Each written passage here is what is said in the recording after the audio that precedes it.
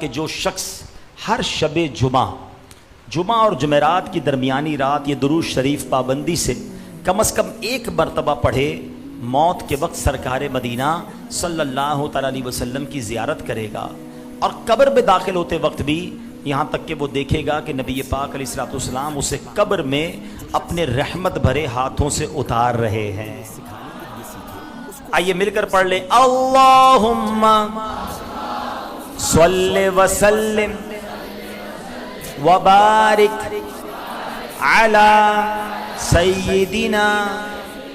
محمد النبی الامی الحبیب العالی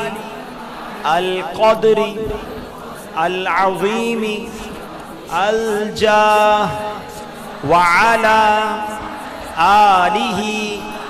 وصحبہ وسلم۔